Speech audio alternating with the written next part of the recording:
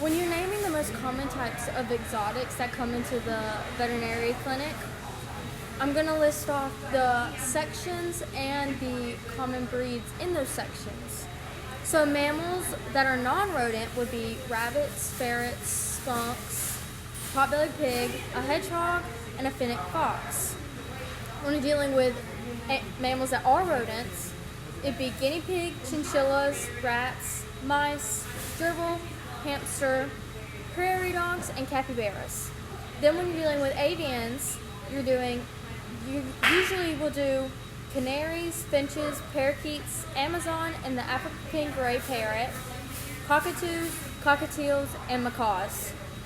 Reptiles and amphibians that are often in the vet clinic would be reptiles, which are iguanas, geckos, bearded dragon, monitor lizard, snakes, turtles, which are aquatic, and then tortoises, which are on land. And then amphibians would be frogs, toads, and salamanders. When you're remembering exotic animals, general basics of safe handling and restraint for an exotic animal for examination and treatment would be having the owner bring in the enclosure it lives in. Like if you have a smaller bird or a small reptile, you can bring it in the enclosure it is. But if you have a bigger bird, like a macaw or African gray parrot, then you would have to bring it into a carrier. Vitals are also very important to keep constantly reptiles, because whenever you're dealing with reptiles, their sickness is unpredictable, and you want to make sure that you're constantly aware of their health status. Keep in mind that they have powerful instincts that guide their actions, and that they do things out of habit or what they know as biological nature for that animal. If you have a lot of info and experience on the animals, you always want to get extra info from the owner. Like for birds, you want to make sure that you're handling with the right hand. If a rabbit doesn't like something, you don't want to do that. Or if they're used to quiet noises, you want to go into a separate room where nobody can bother them.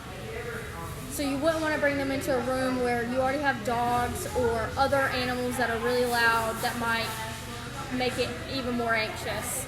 You want to get as much information from observing into the carrier without having to take them out. If you have to do a physical exam that requires something, like if they're sick or they're there for a comprehensive exam, then you obviously won't have to take them out. But if you can just observe from the inside and get a basis of what you need, that way you can move quickly, it'd be a lot easier on the animal. Usually, when dealing with animals at the vet clinic, you want to remember capture myopathy, which is when the animal's stress level is so high that it can cause them death, and is a very important thing to remember. So you don't want to stress out an animal so much to where they have capture myopathy, or they freak out and then they have a heart attack or like a significant amount of stress to where they die.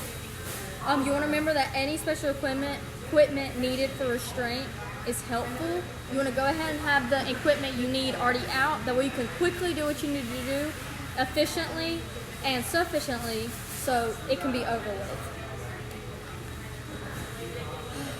Start off with the less is better rule to begin with. If you don't need the equipment, then don't get it.